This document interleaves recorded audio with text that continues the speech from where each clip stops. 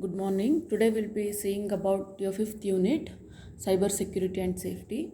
I want you to know the difference between the two words security and safety, though they both look very similar and are used interchangeably. So safety means like in your phones, if you use if you don't share your passwords with anyone, that is the safety, that is the safe measures. Okay, security means like you're using antivirus for your computer, or you're setting pass, you're using app lock, they're all the security measures. Okay, safety means you're using your phone in a very safe way, like you're not connecting to some unsecured wi-fi networks and other things. That is the safety. Okay, cyber means internet. Okay, when you're connecting your phone or your laptops, your computers to the internet, what are the measures you should take so that your data is safe, it is not used or seen by anyone and misused by anyone? So what are the measures you should take to keep your data safe? That is what we'll be dealing about in this unit. Okay, this is the theory unit, and you have got two lab programs on this unit, which you can refer to this book. For the lab programs, I will give the details in the description section. See, now we'll see some of the safety measures. Okay, cyber safety measures. That is, keep your personal information professional and limited. So don't share all the information in the internet through your Facebook or any media. Keep it on a professional and only share in a very limited way. Then keep your privacy settings on in your Facebook. You can see the privacy settings. So similarly, in YouTube and many on all the social media, you can see the privacy settings. Okay, you can on the settings. Then practice safe browsing, means don't visit the unknown websites. Only you visit the websites which you are sure that they are safe and secure. Okay, then make sure your internet connection is secure. See, your home connection will is always secure. Okay, when you're using public networks like in your coffee shops or in railway stations, they might be unsecure. Okay, you should always use secure network connections for your bank transactions and other uh, okay. Then be careful what you download. Don't click on download links unnecessarily. Okay, you should download only from the proper original software websites. Choose strong passwords. If your passwords has a combination of small letters, capital letters, and then special characters, and then the numbers, and it is big, then the password, we say it as a strong password. Okay, always use strong passwords for your bank transactions and other things. Make online purchases from secure sites.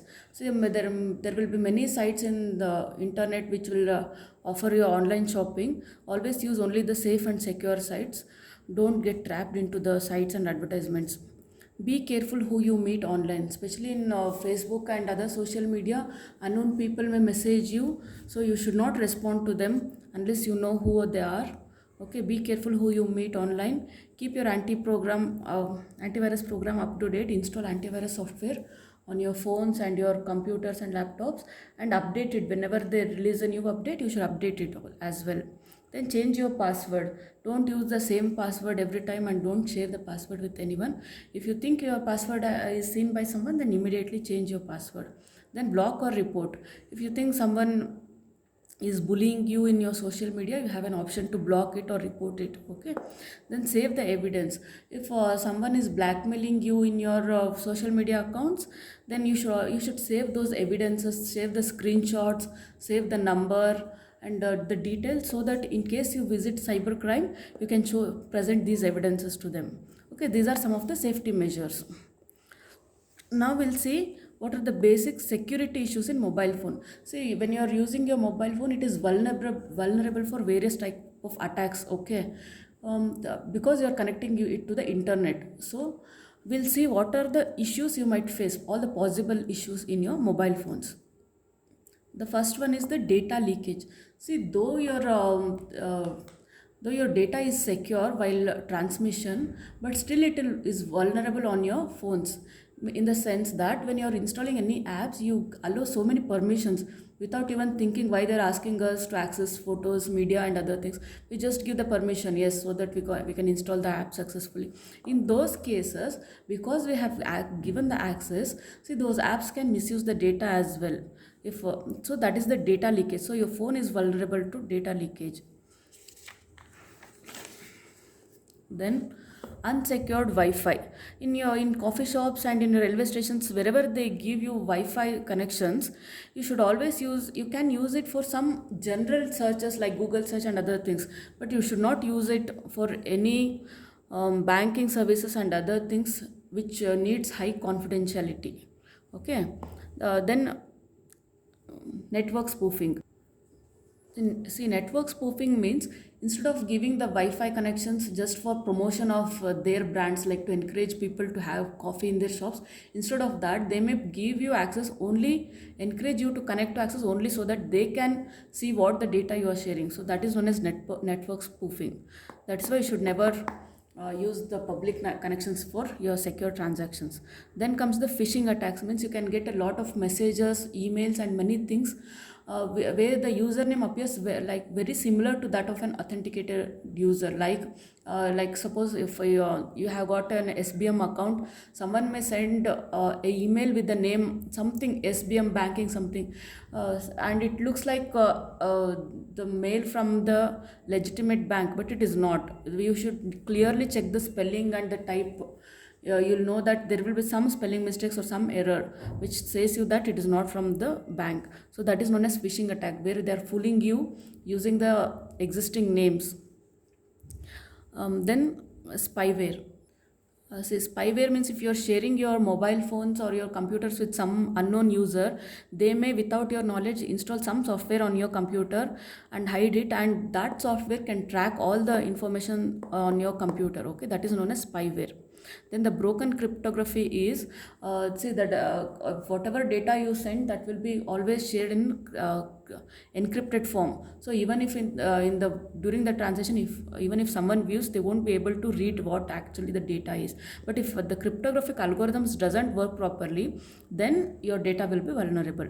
Then improper session handling. This means that, say, in your Facebook, even if you close your Facebook in your cell phones, sometimes you can still see that it will be playing in the background. You can hear the video, you can hear the audio. Okay, though you have closed the Facebook app. So those things are known as session handling. Okay, improper session handling can also lead to data vulnerability. Then botnets. Whenever you are visiting some unknown websites, see, they may when you are visiting the websites, they may download some malware, some software into your phone without your knowledge, and that software can give them access to the contents of your phone. They're known as botnets. Then the last one and the most familiar one is the lost or stolen device. Means if you lose your cell phones and if your cell phone is not password protected, it gives access to all your apps and datas to the to the someone who steals your phone. So you always keep your phone safe at the first place, and then use passwords to lock phone and apps. Okay, the next is we'll see what are the security issues in your computers. See, in these points we saw the security issues in your cell phones, mobile phones. Okay, now we'll see in your desktop computers what are the problems that you may face in your desktop computers. First is the computer virus. This is very common and very famous. If you're connecting pen drive to some your college computers or some cyber cafes, and if it doesn't have proper antivirus, your pen drive will have the virus in it, and when you copy that to your desktop, your computer also will have virus. And those viruses, see, virus is actually a program, okay, written by some hackers. See, however they write the program, it will work that way. Usually what they do is they'll may write a program so that your system shut down suddenly, or maybe some of your applications may stop working, like your Microsoft Word, it may stop working, it may start to close suddenly. So they are the virus. Okay, that's because of the virus. You should use antivirus software to remove those virus. Computer worms are similar to viruses, but it will spread from one computer to another when you connect to computers. Okay, then the adware and spyware. Whenever you are browsing anything on your internet, this adware software will monitor what you're browsing. Okay, suppose you visit Flipkart website and you check some items and then you close it. So now it has made a note of what items you had checked, and then when you visit some other websites, those advertisements will pop up in those websites. Okay, that is known as adware. This is intended to support their brands. Okay, to promote their brands, they do that. And if you do not want such things, there are options in your browser where you can choose more privacy and security settings, but through which all these things you can stop. Okay, this is adware is intended only to advertise their products, but spyware is similar to adware, where they will watch what you're seeing on your computer and they'll misuse that information. Okay, they'll take that personal information, share with the others, and they may put you into trouble. That is known as spyware. Okay, rootkit means whether you use your cell phone or your computers, there is always a root access. Okay, if you have root access, even if you don't have your passwords, if you forget your passwords and everything for your phone and computers, you can still connect to your computer, okay, through root. That will be given only to the owner. Only owners of the phones and laptops will know that how to connect as administrator. But if they come to know, if the hackers come get a root access somehow through the software or something, then your computer becomes very vulnerable to them. Then hackers and predators. See, hackers means they are the people. Instead of just some software, people are also involved in it, where they are continuously trying to access your data through some means. Okay, they are known as the hackers. Then the phishing, it is same as what we discussed in your mobile section. Means they'll send you the emails or messages like a legitimate user with similar names which a original user would use, and they'll fool you that they are the original senders. Okay, then the ROC security software. See, everyone is scared of a virus getting into their systems. So what this ROC security software does is that even though your computer doesn't have virus, or even if it has, it doesn't matter, they will pop up some advertisement saying that your computer is infected by virus. Click here, we'll clean it. Actually, that itself is like a scam. Okay, they are just trying to, when you click that, you give access to them to your computer, because of which they'll not do antivirus job, but instead they will install their softwares to hack your data. Okay, they are fooling that they will clear the virus from your computer. That is known as ROC security software. So you should not click on those unknown links. Then the last one is the Trojan horse.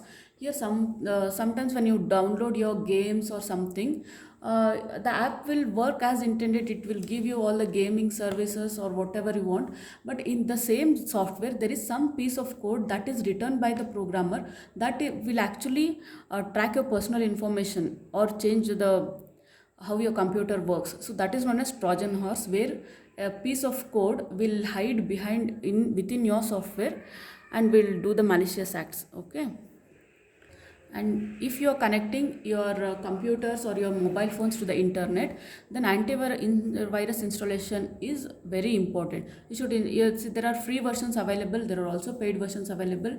You can download the free versions and update it regularly as and when they leave the patch. But if you are a professional and you want high security for your data, then you should go for the paid versions. Okay, how to install an antivirus on your system is actually given in detail with screenshots in the practical section of this book. It is the practical number 16. Please check that, it's easy as well. Okay, then we'll see firewall concepts. See, your organizations or IT computers, they always require very high security because there is a high amount of business involved in it. Then they need to be very confidential, maintain very confidentiality about their data. So what they do is they'll install a firewall. Okay, firewall is basically, it is the software that will come between your internet connection and your local connection. This is the connection within your organization. Assume that this is the internet connection. So between that comes the firewall, and here every organization will define their own rules. So many times in your organizations, in your colleges or in IT companies, you may not be able to access some websites. It will show you like access denied. Okay, you may not be able to log into your Facebooks, you may not be able to open YouTube. That is because of the firewall installed in your organization. Here they'll define the rules, what traffic they should allow, what traffic they should block, and what they should drop. Okay, so whatever is written, that is how this firewall will work. And then in firewall concept there will also be one thing known as the default. Means if they cannot mention all the websites put into all these three categories. So the default option, they'll give it as drop any other website that doesn't come under these categories, or they may show allow all the other websites except these rules. If you have got any other links, you just allow them. So they can define a default as well. Actually they will define a default. Okay, Next comes your browser settings. See, as we see, the browsers will monitor your information, they will track what you're watching and many things, and they will customize the advertisements for you and many more things. So if you want your data to be very secure, you can change the settings in your browser. All the browsers provide options for you to uh, enhance the privacy settings. Okay, so how to do the privacy settings for your Mozilla Firefox, Internet Explorer and Google Chrome, all these three web browsers is discussed in practical 17. Okay, refer to the practical section of this book. Then comes the importance of privacy and password policy. Why your data is important, means secure, why data security is important, how to secure your data, that we'll see now. Now the security measures to keep your private data secure is, first is password protect for everything. Lock your important apps, lock your phone with some passwords, lock your systems also. Then keep your computer virus free, install an antivirus software so that you can keep your computer virus free.